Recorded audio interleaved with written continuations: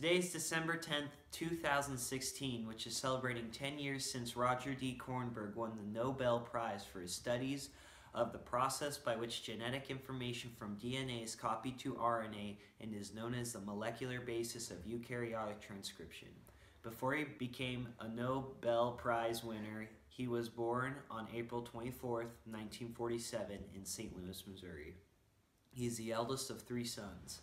His younger brother, Thomas D. Kornberg, is also a biochemist who was the first person to purify and characterize DNA polymerase II and DNA polymerase III. His other brother, Kenneth Andrew Kornberg, is an architect specializing in the design of biomedical and biotechnology laboratories and buildings.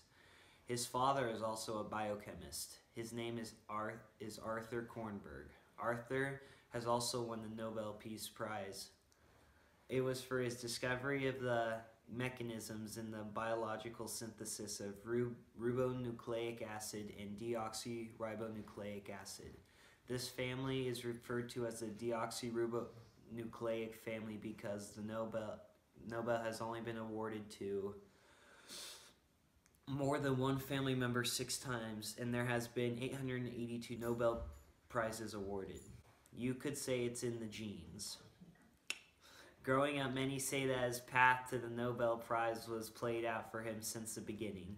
At the age of 12, he attended his father's award ceremony. 20 years later, he was finding his way in the science world as a postdoctoral student at the Medical Research Council in Cambridge. In 1974, when Kornberg was only 27, he first described nucleosomes, the repeating unit of packed DNA. After that, he started his own lab at Stanford, where he continued to study the mechanism of transcription. He soon went to RNA polymerase complex. There he had developed a method of reconstitute crevice transcription in vitro. His system was not being stimulated by transcriptional activators. In looking for a way to this be used, he found the mediator, which is a large protein complex now considered a critical part of regulated transcriptions.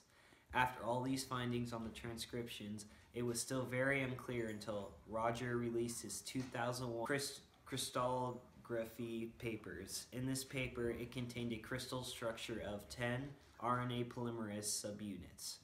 It also showed a Fowler map showing that the active site carries 2 metal ions and suggested a possible exit strategy for the new synthesized RNA. The next paper addressed an angstrom crystal structure of RNA polymerase. As it is transcribing a gene, it showed how the double-stranded DNA enters the enzyme and is unwounded adjacent to the active site. Along with all these findings, they found the RNA exit site and where the nucleotides can enter the complex. With all these findings, he needed help at his lab in Stanford, so he had 20 active lab members, which is really low numbers for his standard of science. His most important finding in the molecular basis of eukaryotic transcription, which is one of the most central processes of life. This is the process in a cell in which the genetic information stored in DNA is activated by the synthesis of complementary RNA by enzymes called RNA polymerase. Eventually, the RNA is translated by ribosomes into functional cell proteins. This discovery was so important to the science world because it took 50 years to find from the first discovery of polymerase activity.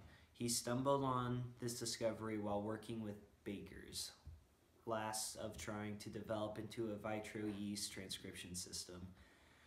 After he found the mediator, which was a missing part, he approached the problem using a combination of electron microscopy and X-ray crystallography, and finally solved the problem after 20 years of biochemical work with protein expression and purification along the development of a method to form 2-dimensional protein crystals, a lipid surface.